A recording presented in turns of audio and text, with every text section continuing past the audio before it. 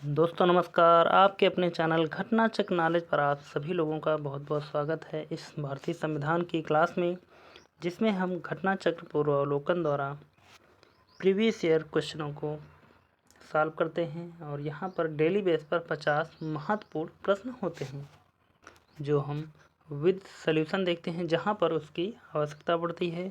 तो यह क्लास आने वाले सभी एग्जामों के लिए बहुत ही महत्वपूर्ण साबित होगी। तो पढ़ते हैं, शुरुआत करते हैं हम। आज का हमारा टॉपिक है राज्यसभा।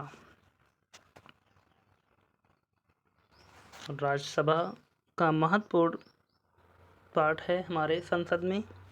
तो राज्यसभा के सभापति अगर पूछे जाएं तो कौन से हैं इस समय वर्तमान में? जगदीप धनखड़।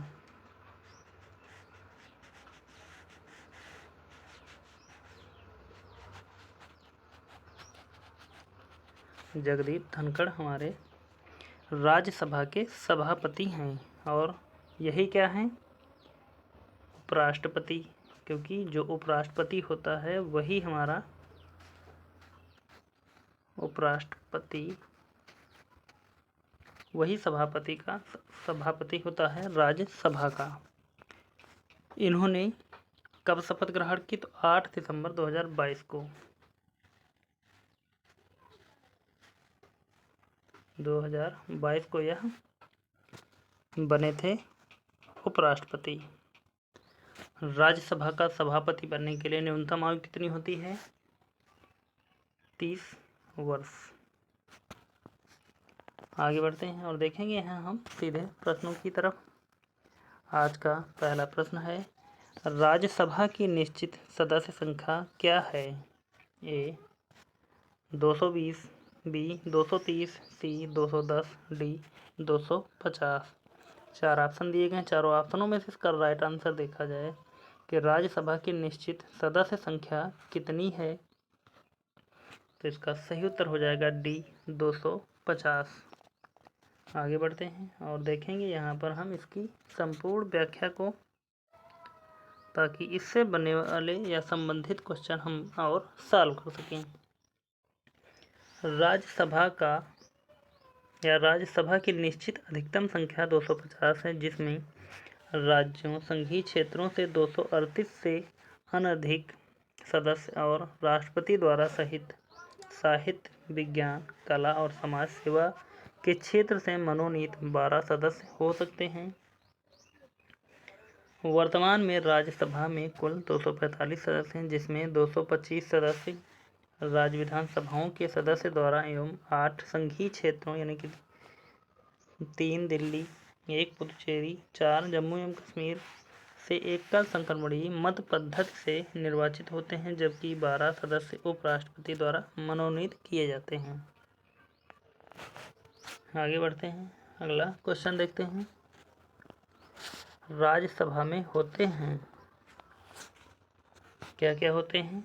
यहाँ पर 280 दिया गया है, पहले ही कट जाएगा।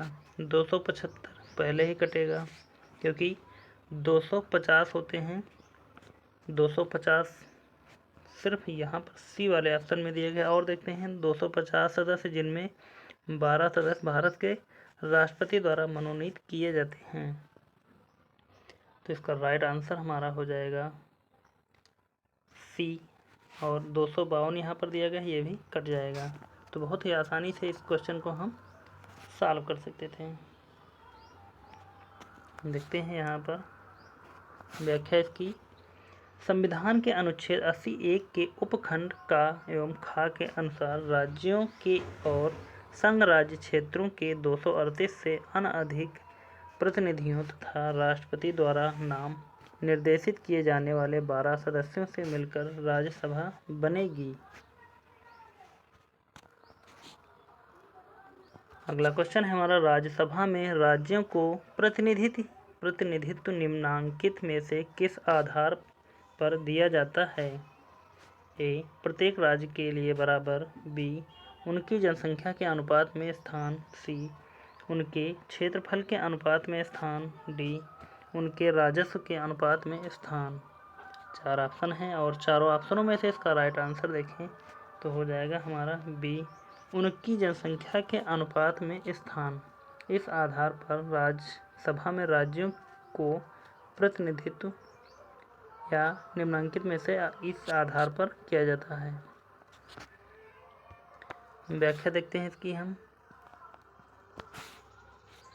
राज्यसभा में राज्यों और संघ राज्य क्षेत्रों को प्रतिनिधित्व उनकी जनसंख्या के अनुपात में दिया जाता है या दिया गया है। इस प्रकार किस राज्य से राज्यसभा में कितनी सीटें होंगी इसका निर्धारण संविधान की चौथी अनुसूची में कर दिया गया है। अगला क्वेश्चन देखते हैं। निम्नलिखित कथनों पर विचार कीजिए। 3 कथन दिए गए हैं और इसके बाद में 4 ऑप्शनों में से हमको कूट के माध्यम से इसका सही उत्तर बताना है। तो देखते हैं। नंबर 1 कथन दिया गया है, संघ राज्य क्षेत्रों का राज्यसभा में प्रतिनिधित्व नहीं होता है। तो पहला गलत हो जाएगा और पहला जहां हो वह ऑप्शन हम पहले ही काट देंगे।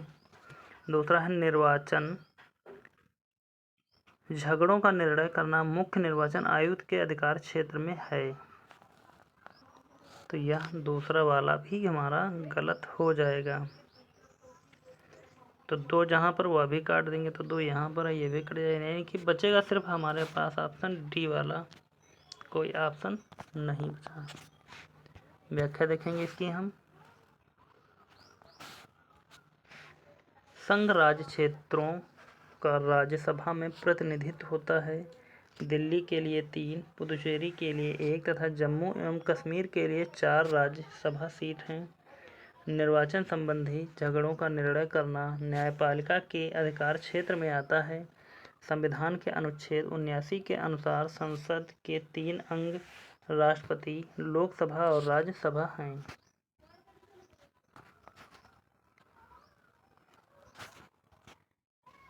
अगला क्वेश्चन है, राज्यसभा के सदस्य चुने जाते हैं। ए, राज्यों की विधानसभाओं द्वारा। बी, राज्यों की विधान परिषदों द्वारा। सी, राज्यों की विधानसभा विधान परिषदों द्वारा। डी, नगर पालिका के सदस्यों एवं ग्राम पंचायतों के सदस्यों द्वारा। 4 ऑप्शन दिए गए हैं। चारों ऑप्शनों में से इसका राइट आंसर देखा जाए तो हो जाएगा हमारा ए, राज्यों की विधानसभाओं द्वारा राज्यसभा के सदस्य चुने जाते हैं। अगला क्वेश्चन है, निम्नलिखित में से राज्यसभा के विषय में कौन सही है। 4 कथन दिए गए हैं, उसके बाद में कूट के माध्यम से इसका सही उत्तर बताना है। तो यह भंग नहीं की जा सकती है। राज्यसभा के विषय में यह पहला कथन है कि यह भंग नहीं की जा सकती है। तो बिल्कुल सही है। पहला, यह बिल्कुल भंग नहीं की जा सकती है। इसका कार्यकाल 5 वर्ष का होता है। तो यह हमारा गलत हो जाएगा। इसका कार्यकाल 5 वर्ष नहीं होता है। 2 जहाँ पर हो वह ऑप्शन हम काट देंगे। बचेगा सिर्फ ऑप्शन हमारे पास में सी वाला, यानी कि 1 और 3 वाला चेक कर लेते हैं। प्रत्येक 2 वर्ष बाद इसके 1/3 सदस्यों का कार्यकाल समाप्त हो जाते हैं। तो बिल्कुल तीसरा वाला भी हमारा सही है। इसके सदस्य 25 वर्ष से कम आयु के नहीं होंगे। तो यह भी गलत है क्योंकि इसके सदस्य 30 वर्ष की आयु से कम नहीं होंगे। आगे बढ़ेंगे, अगला क्वेश्चन देखते हैं। अगला क्वेश्चन है, राज्यसभा के सदस्य का कार्यकाल कितने वर्ष का होता है।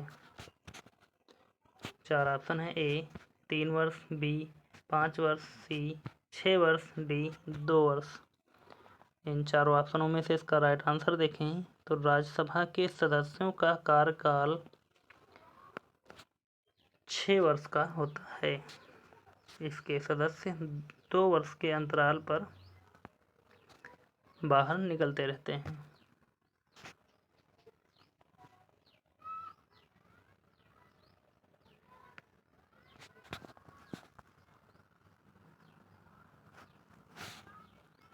अगला क्वेश्चन है, राज्यसभा के संदर्भ में निम्नलिखित में से कौन सा कथन सही है। 4, ऑप्शन दिए गए हैं ABCD।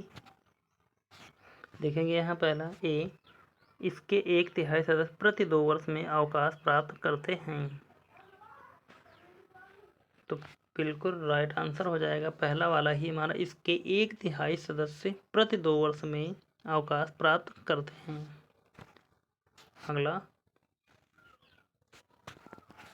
अगला क्वेश्चन है, राज्यसभा के सदस्य चुने जाते हैं 4 वर्ष के लिए, बी 5 वर्ष के लिए, सी 6 वर्ष के लिए, डी आजीवन।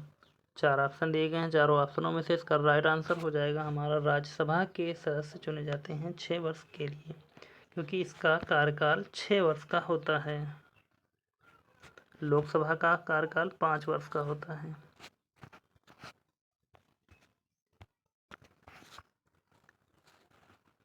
राज्यसभा को स्थायी सदन कहते हैं क्योंकि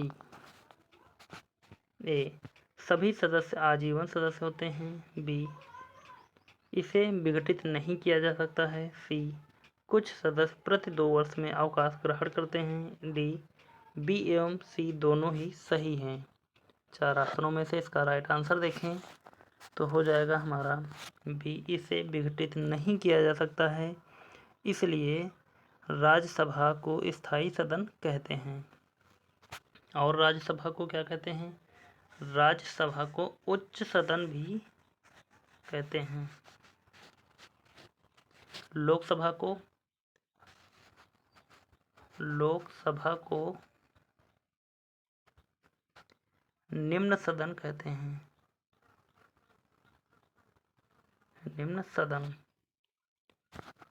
आगे बढ़ते हैं, अगला क्वेश्चन देखेंगे।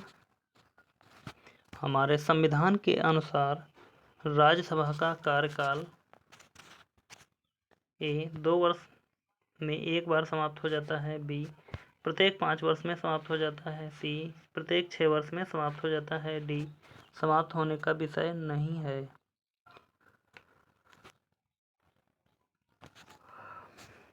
इसका राइट आंसर हो जाएगा हमारा डी, समाप्त होने का विषय नहीं है। राज्यसभा का कार्यकाल समाप्त होने का विषय नहीं है। अगला क्वेश्चन देखते हैं। राज्यसभा को भंग करने का अधिकार किसे प्राप्त है? ए राष्ट्रपति, बी उपराष्ट्रपति, सी सर्वोच्च न्यायालय, डी उपर्युक्त में से कोई नहीं। चारों ऑप्शनों में से इसका राइट आंसर देखें तो हो जाएगा हमारा डी, उपर्युक्त में से कोई नहीं। आगे बढ़ते हैं, अगला क्वेश्चन देखते हैं। अगला क्वेश्चन है हमारा, राज्यसभा से संबंधित निम्नलिखित कथनों में से कौन सा एक सही है? ए राज्यसभा का विघटन नहीं होता, बी इसके सदस्य राज्यों में प्रादेशिक निर्वाचन क्षेत्रों से प्रत्यक्ष निर्वाचन द्वारा चुने जाते हैं, सी राज्यसभा यथाशीघ्र अपने किसी सदस्य को अपना सभापति चुनती है, डी भारत के महान्यायवादी को राज्यसभा में बोलने का अधिकार नहीं है। 4 ऑप्शन दिए गए हैं। चारों ऑप्शनों में से इसका राइट आंसर देखा जाए तो हो जाएगा हमारा ए, राज्यसभा का विघटन नहीं होता है। व्याख्या देखते हैं इसकी हम। राज्यसभा स्थायी सदन है, इसका विघटन नहीं होता है, इसके सदस्यों का कार्यकाल 6 वर्ष होता है तथा 1/3 सदस्यों का निर्वाचन प्रत्येक 2 वर्ष पर होता है। इस साथ ही उपराष्ट्रपति राज्यसभा का पदेन सभापति होता है तथा महान्यायवादी को संसद के दोनों सदनों में बोलने का अधिकार है। अगला क्वेश्चन है, राज्यसभा कैसे भंग होती है? ए सभापति का कार्यकाल पूरा होने पर, बी राष्ट्रपति 5 वर्ष बाद भंग करते हैं, सी लोकसभा के साथ स्वतः भंग हो जाती है, डी उपर्युक्त में से कोई नहीं। चारों ऑप्शनों में से इसका राइट आंसर होगा डी, उपर्युक्त में से कोई नहीं। राज्यसभा भंग नहीं होती है, इसके सदस्य प्रत्येक 2 वर्ष पर शामिल किए जाते हैं और इससे बाहर निकलते रहते हैं। तो आगे बढ़ते हैं, देखते हैं अगला क्वेश्चन हमारा, राज्यसभा किसके द्वारा भंग की जा सकती है? ए राष्ट्रपति द्वारा, बी प्रधानमंत्री द्वारा, सी मंत्रिपरिषद द्वारा, डी उपर्युक्त में से कोई नहीं। चारों ऑप्शनों में से इसका राइट आंसर हो जाएगा डी उपर्युक्त में से कोई नहीं।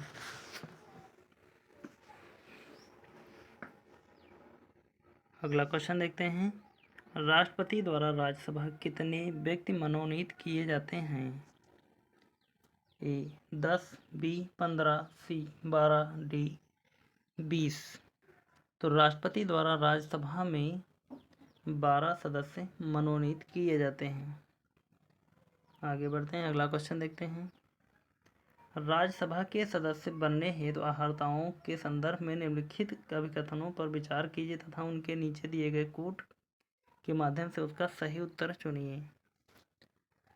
तो कथन दिए गए हैं 3 और देखते हैं। कथन के माध्यम से उम्र कम से कम 30 वर्ष होनी चाहिए। तो बिल्कुल एक जहाँ पर है वह हमारा सही हो जाएगा।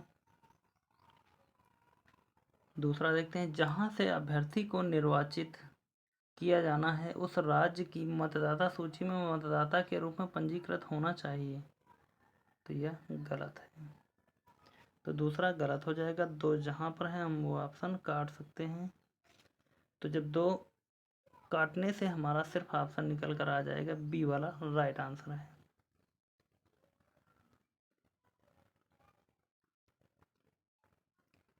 व्याख्या देखेंगे इसकी हम यहाँ पर।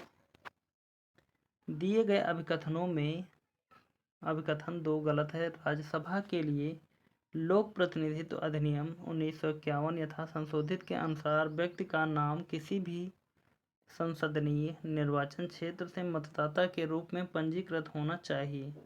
6 अप्रैल 2003 से पहले यह आवश्यक था कि प्रत्याशी का नाम जिस राज्य की मतदाता सूची में हो वहीं से राज्यसभा का चुनाव लड़ सकता है, परंतु 2003 के संशोधन अधिनियम द्वारा इसमें परिवर्तन कर दिया गया, अर्थात अब उसी राज्य की मतदाता सूची में नाम होना आवश्यक नहीं है।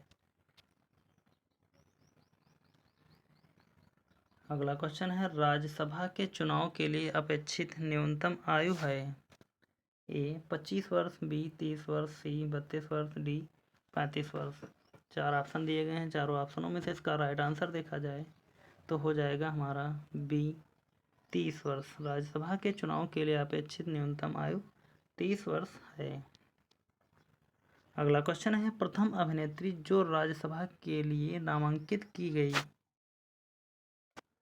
ए जयललिता, बी नरगिस दत्त, सी बैजयंती माला, डी देविका रानी।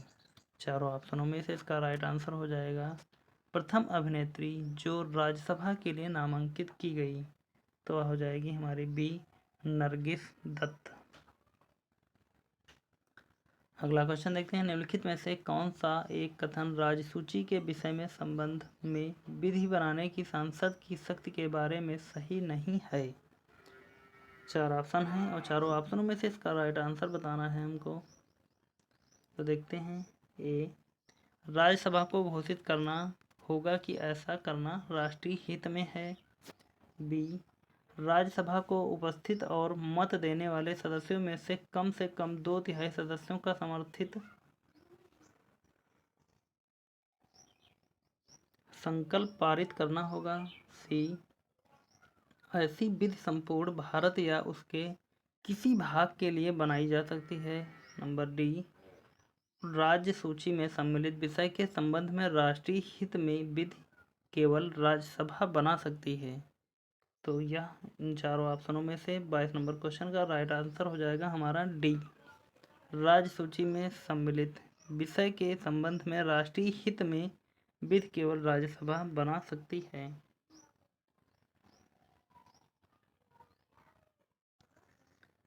व्याख्या देखते हैं इसकी हम। संविधान के अनुच्छेद 249 के तहत यदि राज्यसभा अपने उपस्थित एवं मत देने वाले सदस्यों के कम से कम 2/3 बहुमत से ऐसा संकल्प पारित करे कि राज्य सूची के किसी विषय पर विधि बनाना राष्ट्रीय हित में आवश्यक है, तो संसद पर उस विषय पर विधि बना सकती है। साथ ही ऐसी विधि संपूर्ण भारत या उसके किसी भाग के लिए बनाई जा सकती है।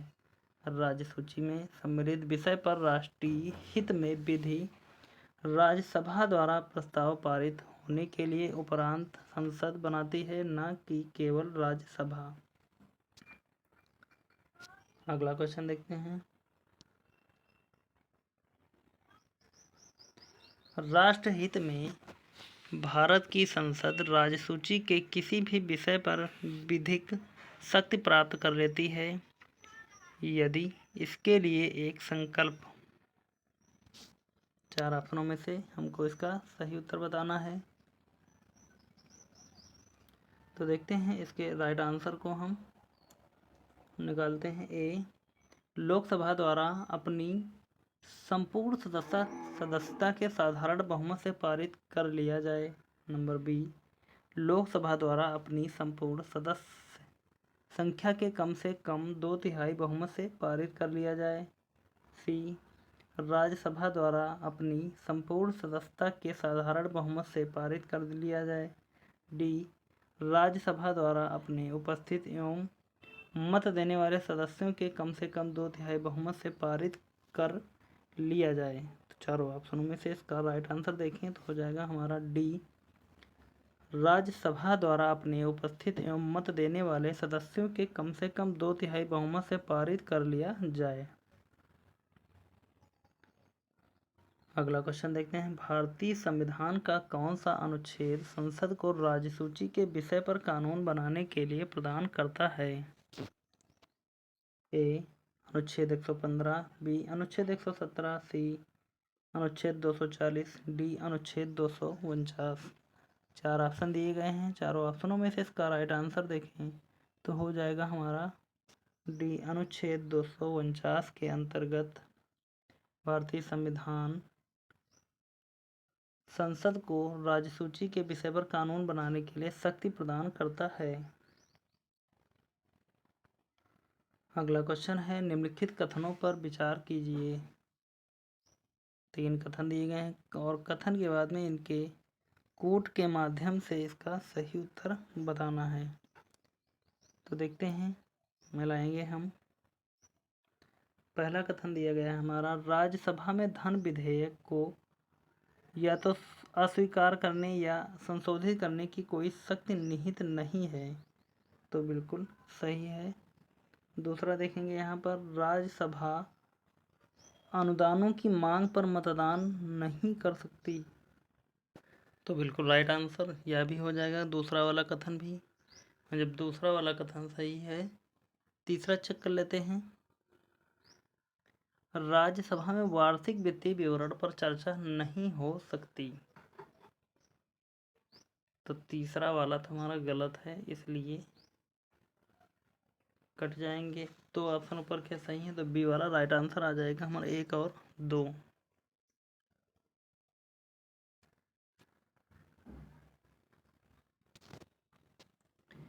अगला क्वेश्चन है, निम्नलिखित में से कौन सा विधेयक राज्यसभा में प्रथम बार प्रस्तावित नहीं? ए, साधारण विधेयक, बी, संवैधानिक संशोधन विधेयक, सी, राज्य पुनर्गठन विधेयक, डी, धन विधेयक। चारों ऑप्शन दिए गए हैं। चारों ऑप्शनों में से इसका राइट आंसर देखा जाए तो हो जाएगा हमारा डी, धन विधेयक।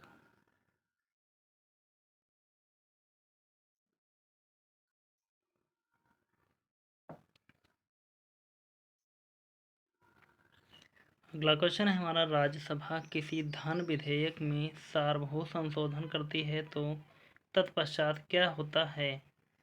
चारों ऑप्शनों में से इसका सही उत्तर बताना है। ए, लोकसभा राज्यसभा की अनुशंसाओं को अस्वीकार करें या अस्वीकार करें इस विधेयक पर आगे कार्यवाही कर सकती है। बी, लोकसभा विधेयक पर आगे कोई विचार नहीं कर सकती। सी, लोकसभा विधेयक को पुनर्विचार के लिए राज्यसभा को लौटा सकती है। डी, राष्ट्रपति विधेयक को पारित करने के लिए संयुक्त बैठक आहूत कर सकता है। 4 ऑप्शन है। चारों ऑप्शनों में से इसका राइट आंसर देखा जाए तो हो जाएगा हमारा ए, लोकसभा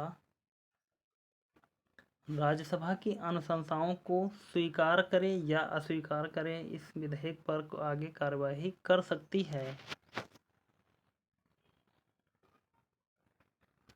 अगला क्वेश्चन दिया गया है हमारा, निम्न में से कौन सी शक्तियां लोकसभा को राज्यसभा की तुलना में अनन्य रूप से प्राप्त हैं। ए, नंबर 1 दिया है, धन विधेयक केवल लोकसभा में प्रस्तुत किया जा सकता है। नंबर 2, धन विधेयक के निरस्तीकरण अथवा संशोधन के संबंध में। नंबर 3, मंत्रिपरिषद के उत्तरदायित्व के संबंध में। नंबर 4, अखिल भारतीय सेवाओं के सृजन के संबंध में। 4 ऑप्शन दिए गए हैं। चारों ऑप्शनों में से इसका राइट आंसर देखा जाए तो हो जाएगा हमारा 1, 2, 3, यानी कि पहला वाला कथन, दूसरा कथन और तीसरा कथन तीनों अनन्य रूप से प्राप्त हैं। अगला क्वेश्चन देखते हैं, भारतीय संविधान के अंतर्गत निम्नलिखित में से कौन सा अनुच्छेद संसद को राज्य सूची के विषय पर संबंध में विधि बनाने की शक्ति प्रदान करता है। ए, अनुच्छेद 115, बी, अनुच्छेद 116, सी, अनुच्छेद 226, डी, अनुच्छेद 249। 4 ऑप्शन हैं। चारों ऑप्शनों में से इसका राइट आंसर देखें तो हो जाएगा हमारा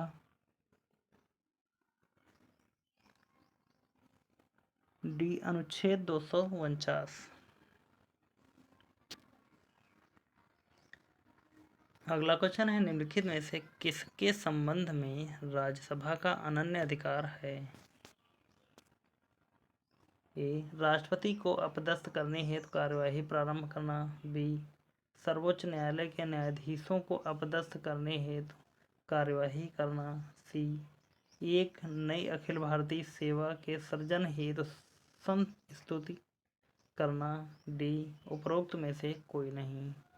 चारों ऑप्शनों में से इसका राइट आंसर देखें तो हो जाएगा हमारा सी, एक नई अखिल भारतीय सेवा के सृजन हेतु संस्तुति करना।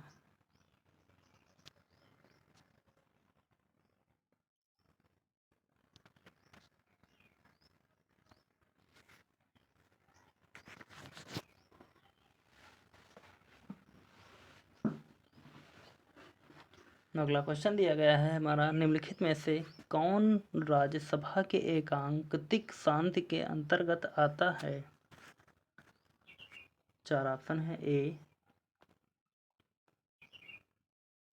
नई अखिल भारतीय सेवाओं का सृजन। बी, आकस्मिक रिक्ति में भारत के उपराष्ट्रपति का निर्वाचन। सी, किसी राज्य की विधान परिषद की समाप्ति। डी, अपने सभापति को अपदस्थ करना।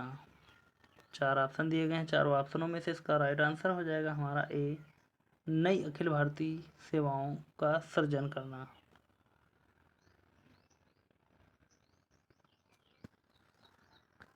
अगला क्वेश्चन दिया गया है, राज्यसभा की लोकसभा के समान शक्तियां किस क्षेत्र में हैं। ए, नई अखिल भारतीय सेवाएं गठित करने के विषय में। बी, संविधान में संशोधन करने के विषय में। सी, सरकार को हटाने के विषय में। डी, कटौती प्रस्ताव प्रस्तुत करने के विषय में। 4 ऑप्शन दिए गए हैं। चारों ऑप्शनों में से इसका राइट आंसर देखें तो हो जाएगा हमारा बी, संविधान में संशोधन करने के विषय में। अगला क्वेश्चन दिया गया है, यदि सरकार राज्यसभा में पराजित हो जाए तो क्या होता है। ए, प्रधानमंत्री अपना त्यागपत्र दे देता है। बी, संसद भंग हो जाती है। सी, राष्ट्रपति शासन लागू हो जाता है। डी, उपयुक्त में से कुछ नहीं होता। 4 ऑप्शन दिए गए हैं। चारों ऑप्शनों में से इसका राइट आंसर हो जाएगा डी, उपयुक्त में से कुछ नहीं होता।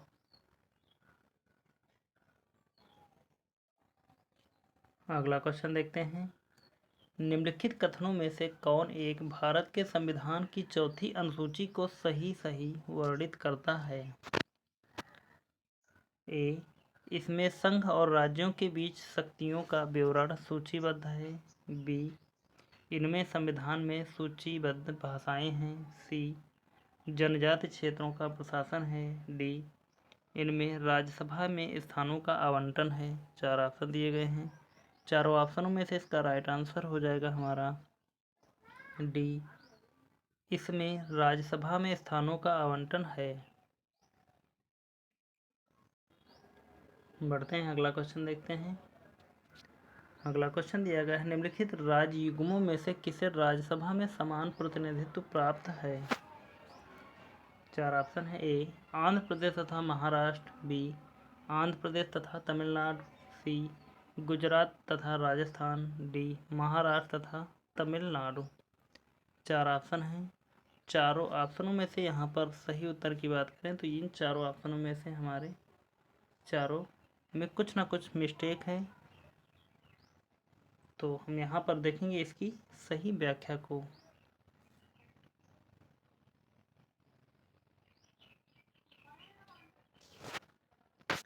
व्याख्या दी गई, प्रश्न काल में आंध्र प्रदेश और तमिलनाडु को राज्यसभा में समान प्रतिनिधित्व प्राप्त था। वर्तमान में आंध्र प्रदेश के विभाजन के उपरांत आंध्र प्रदेश में राज्यसभा की 11 सीटें तथा तेलंगाना में 7 सीटें हैं, जबकि तमिलनाडु में 18 सीटें हैं।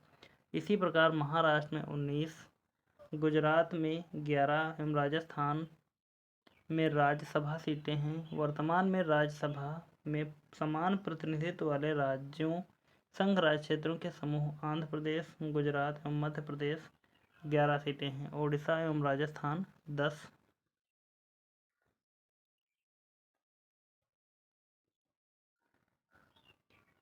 बिहार एवं पश्चिम बंगाल 16, छत्तीसगढ़ एवं हरियाणा 5 सीटें, पंजाब, असम एवं तेलंगाना 7 सीटें, उत्तराखंड, हिमाचल प्रदेश एवं एनसीटी दिल्ली 3 सीटें और अरुणाचल प्रदेश, गोवा, मणिपुर, मेघालय, मिजोरम, नागालैंड, सिक्किम, त्रिपुरा एवं पुदुचेरी प्रत्येक में 1 सीट है। बढ़ते हैं, अगला क्वेश्चन देखते हैं।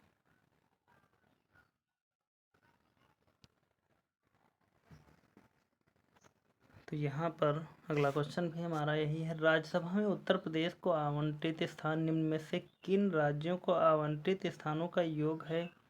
तो यह क्वेश्चन वही जो पिछला हमने क्वेश्चन किया वही रिपीट हुआ है और उसकी हमने व्याख्या भी देख ली है।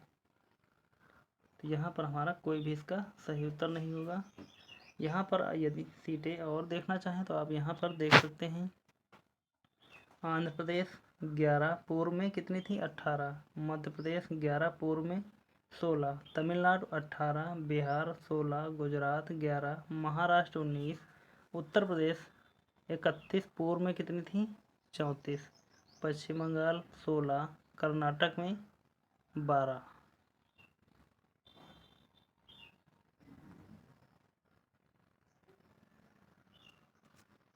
इस प्रकार उत्तर प्रदेश 34 सीट से उत्तराखंड बन जाने के कारण उत्तर प्रदेश में राज्यसभा में सीटों की संख्या अब 31 है।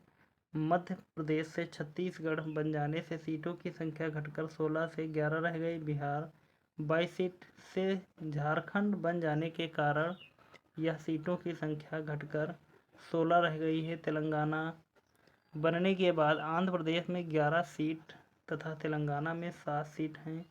चूँकि प्रश्न वर्ष 2000 का है, इसलिए उस समय उत्तर प्रदेश में राज्यसभा की सीटें थीं तो तत्कालीन आंध्र प्रदेश 18 तथा मध्य प्रदेश छत्तीसगढ़ के गठन के पूर्व की स्थिति के अनुसार 16 सीटों के योग के बराबर थी।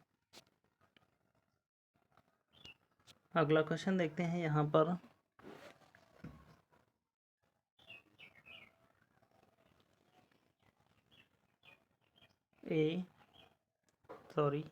अगला क्वेश्चन दिया गया हमारे नीचे कुछ राज्यों तथा राज्यसभा में उन्हें आवंटित सदस्य संख्या की सूची दी गई है, उनमें से कौन सुमेलित नहीं है।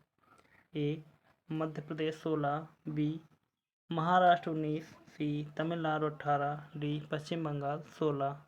4 ऑप्शन दिए गए हैं। चारों ऑप्शनों में से कौन सुमेलित नहीं है तो इसका राइट आंसर हो जाएगा हमारा ए मध्य प्रदेश 16। यह सुमेलित नहीं है। मध्य प्रदेश की कितनी सीटें थीं? 16 पहले थीं। अब कितनी हैं? तो -4 हो गई। सॉरी, 16 -5 करेंगे यहाँ पर तो हो जाएंगी 11, बचेंगी हमारी अब 11 सीटें हैं मध्य प्रदेश की। आगे बढ़ेंगे, यहाँ पर देखते हैं अगले क्वेश्चन को। अगला क्वेश्चन है हमारा, तो मिलाते हैं इसको, देखेंगे हम। आंध्र प्रदेश की बात करें तो आंध्र प्रदेश की तो इसमें मिल नहीं रही हैं। महाराष्ट्र की बात करें तो यह पहले का डेटा दिया गया है इस प्रकार, क्योंकि पहले 18 होंगी या नहीं है, लेकिन अब 11 हैं। महाराष्ट्र की अगर देखें तो बी वाला मिल जाएगा हमारा।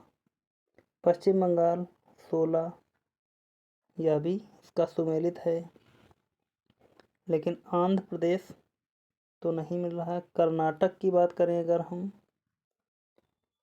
तो यह भी हमारा सुमेलित है, यानी कि कर्नाटक में 12 हो जाएंगी। तो यहाँ पर 18 के स्थान पर 11 सीटें हैं, तब हमारा 1 2 3 4 ए वाला ऑप्शन इस प्रकार मिलेगा, जो हम यहाँ पर 11 लिख लेंगे। आगे बढ़ेंगे अगले क्वेश्चन की तरफ। अगला क्वेश्चन दिया गया है, सूची 1 को सूची सेकंड से मिलाना है। तो कर्नाटक, अभी हमने जैसा कि बताया, कर्नाटक में कितनी सीटें थीं? 12, यानी कि सी का 4 होना चाहिए। सी में 4 अगर मिलाएंगे तो कोड के माध्यम से हमारे 2 ऑप्शन पहले ही कट जाएंगे। अब गुजरात, राजस्थान, पंजाब, तो गुजरात की अगर हम मिलाएं तो गुजरात की हो जाएगी हमारी 11 सीटें, यानी कि बी का 3 होना चाहिए, और बी में भी तीनों ऑप्शन मिल रहे हैं। आगे बढ़ेंगे, एक और ऑप्शन कम से कम मिलाया जाए। बात करें यदि हम राजस्थान की, तो राजस्थान में कितनी सीटें हो जाएंगी?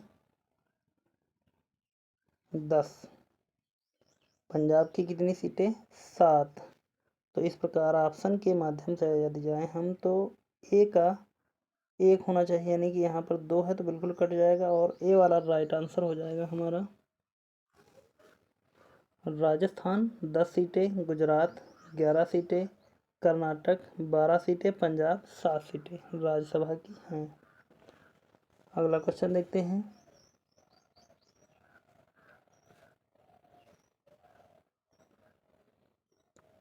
मिलाते हैं।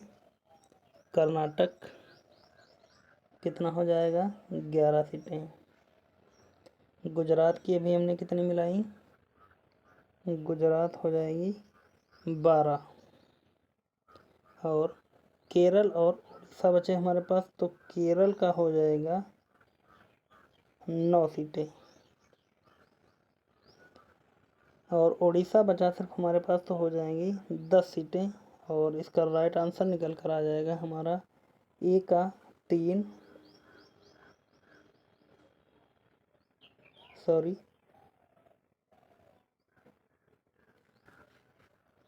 सी वाला राइट ऑप्शन होगा, ए का 2, लेकिन ए का 2 यहाँ पर नहीं है, तो हमारा मिस्टेक हो रहा है इसमें। हम फिर से मिलान करेंगे इसका। गुजरात में कितनी सीटें थीं? 11। कर्नाटक में कितनी थीं? 12। और केरल में 9 सीटें, उड़ीसा में 10। इस प्रकार हमारा सी वाला राइट आंसर हो जाएगा। आगे बढ़ते हैं अगले क्वेश्चन की तरफ, या यहाँ पर इसका सही मिलान भी देखेंगे एक बार हम। गुजरात 11 सीटें, कर्नाटक 12 सीटें, केरल 9, उड़ीसा 10। आगे बढ़ते हैं, अगला क्वेश्चन देखते हैं। निम्नलिखित में से कौन सा सही सुमेलित नहीं है? राज्य और राज्यसभा की सीटें। तो मिलाते हैं, यहाँ पर देखते हैं कौन सा इसका सही नहीं है। आंध्र प्रदेश 18, तो आंध्र प्रदेश की अब 18 नहीं हैं, अब 11 हैं। तो यह सुमेलित कौन सा नहीं है, यही नहीं हो जाएगा, ए वाला ऑप्शन। उड़ीसा में 10 हैं, तमिलनाडु में 18 हैं, महाराष्ट्र में 19 हैं। तो बिल्कुल यह तीनों सही हैं। आंध्र प्रदेश ही हमारा गलत हो जाएगा। व्याख्या देखेंगे इसकी हम।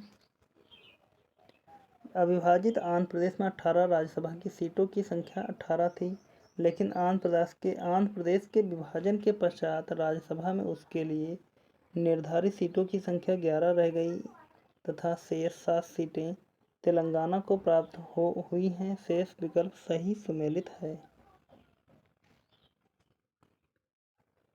निम्नलिखित में से किस राज्य से राज्यसभा के लिए निर्वाचित सदस्यों की संख्या सबसे कम है?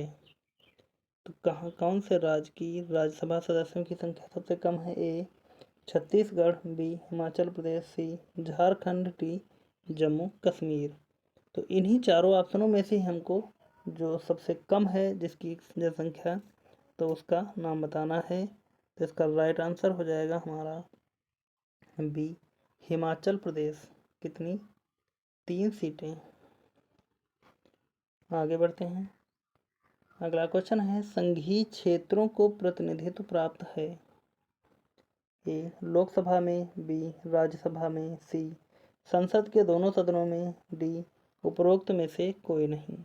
4 ऑप्शन दिए गए हैं, चारों ऑप्शनों में से इसका राइट आंसर हो जाएगा हमारा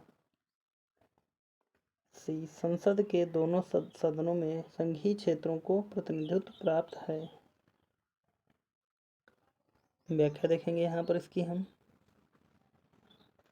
संसद के दोनों सदनों में संघीय क्षेत्रों को प्रतिनिधित्व प्राप्त है। राज्यसभा के सदस्यों की अधिकतम संख्या 250 है। संघ राज्य क्षेत्र दिल्ली 3, पुदुचेरी 1, जम्मू कश्मीर 4 राज्यसभा में प्रतिनिधित्व प्राप्त है। शेष संघीय क्षेत्रों को इसमें प्रतिनिधित्व नहीं प्राप्त है। लोकसभा में अधिकतम 20 सदस्य संख्या संघ राज्य क्षेत्रों का प्रतिनिधित्व कर सकते हैं। अगला क्वेश्चन है हमारा, निम्नलिखित पर विचार कीजिए। यानी कि कथन दिए गए हैं 2, इसके माध्यम से कूट के माध्यम से इसका सही उत्तर बताना है। तो देखते हैं कथन क्या कह रहा है। नंबर 1 कथन दिया गया है, राज्यसभा का सभापति उपसभापति उस सदन के सदस्य नहीं होते।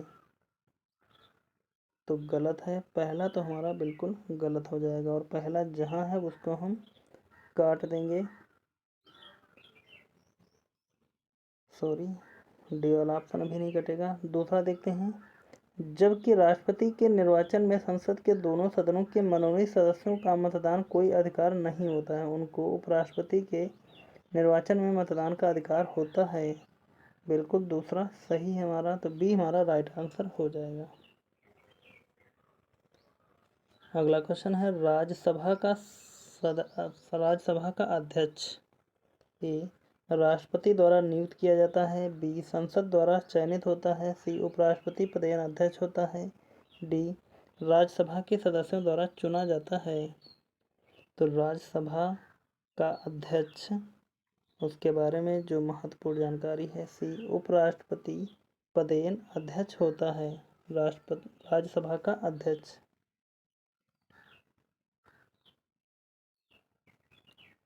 देखते हैं आज की व्याख्या। संविधान के अनुच्छेद 89(1) में यह उल्लिखित है कि भारत का उपराष्ट्रपति राज्यसभा का पदेन सभापति होगा, अतः विकल्प सी सही है। अनुच्छेद 66(1) के तहत उपराष्ट्रपति का निर्वाचन संसद के दोनों सदनों राज्यसभा एवं लोकसभा के सदस्यों को मिलाकर बनने वाले निर्वाचक मंडल द्वारा किया जाता है।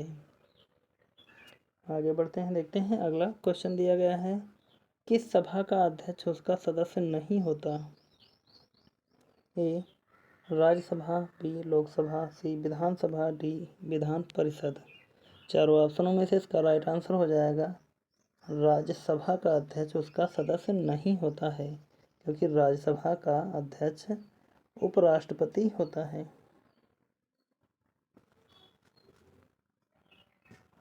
तो यह राज्यसभा का सदस्य नहीं होता है।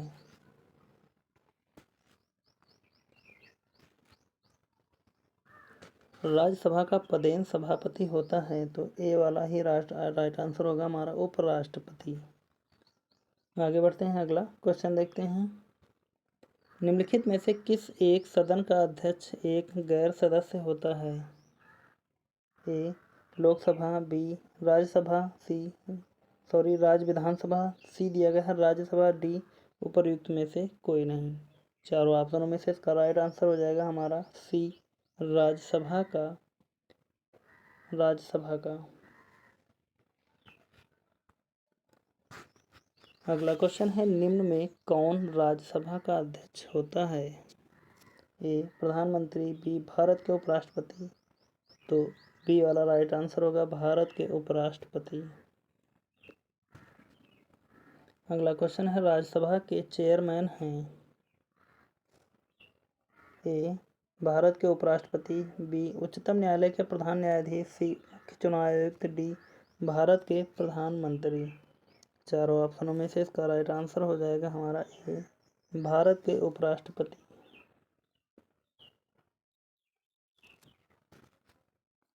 अगला क्वेश्चन है, राज्यसभा के वर्तमान सभापति हैं? ए मीरा कुमार, बी नजमा हेपतुल्ला, सी हामिद अंसारी, डी प्रतिभा पाटिल। तो यहाँ पर चारों ऑप्शन वर्तमान समय के अनुसार यहाँ पर चारों ऑप्शन ही गलत होंगे। ई वाला ऑप्शन अपनी तरफ से हम एक ऐड करेंगे और नाम हो जाएगा हमारा जगदीप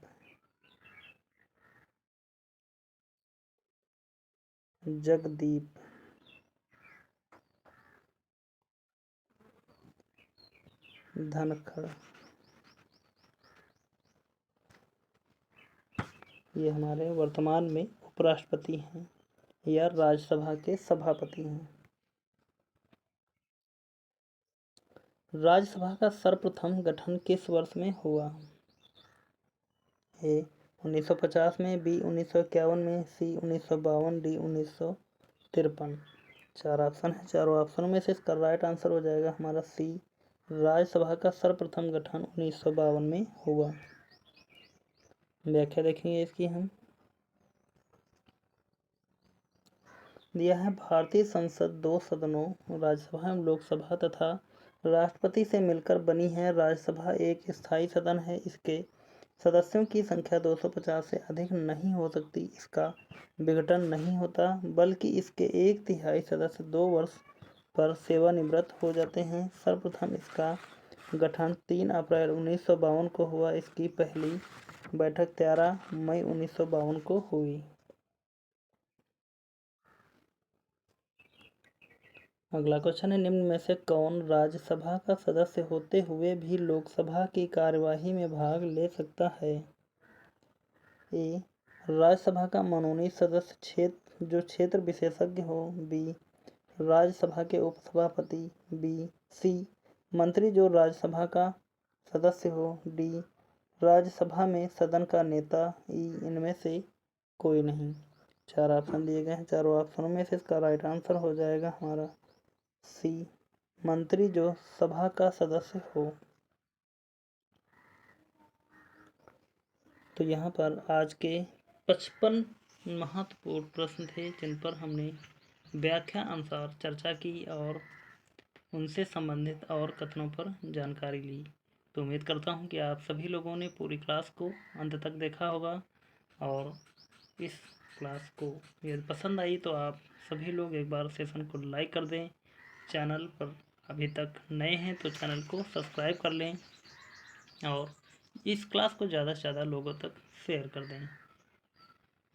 और अभी पिछली क्लासों को यदि आपने नहीं देखा है तो आप चैनल पर जाकर इसकी सभी प्लेलिस्ट बना दी गई है, वहाँ पर एक साथ में आप सारी क्लासों को देख सकते हैं। और उसके साथ साथ में अभी जो हमारी रेलवे के लिए भौतिक विज्ञान की क्लासेस चल रही थी वह कंप्लीट हो गई हैं, उनकी प्लेलिस्ट बना दी गई है और एक साथ में उन 23 क्लासें हैं, उनकी प्लेलिस्ट के माध्यम से सारी क्लासों को देख सकते हैं।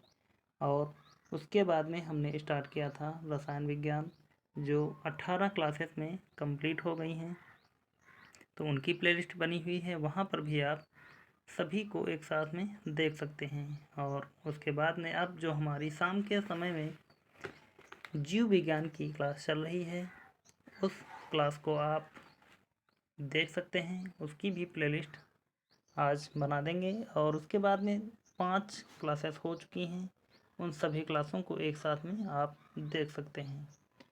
तो चलते हैं, फिर मिलते हैं। यह महत्वपूर्ण जानकारी देने के लिए थोड़ा सा ज़्यादा वक्त हमने आपका लिया। तो मिलेंगे अगले दिन अगली क्लास में। तब तक के लिए धन्यवाद। जय हिंद। आपका समय शुभ हो।